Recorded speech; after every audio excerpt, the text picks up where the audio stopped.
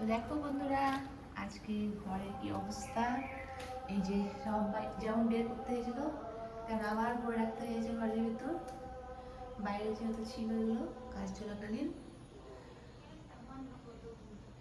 হ্যাঁ, ফ্যান বন্ধ করে দে, ঠান্ডা লাগছে তো। এই যে আপাতত করে রাখা হয়েছে ঘরে, আবার কালকে বের করতে হবে সকালবেলায়। এই যে ঘরে কাজ চলছিল, তার জন্য ঘরে বেরো দিতে পারিনি দুপুরবেলায়। এই দেখো এখনো আছে, এগুলো কালকে কাজে লাগাবে। এই যে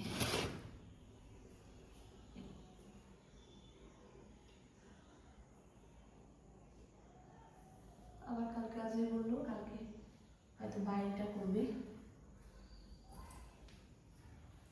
এই যে আলমারিটা পুরো ঢেকে দিয়েছে। এই যে আর কাপড় জামা আছে তো অনেকটা ভারী, তার জন্য সরাতে পারা যায়নি। দেখো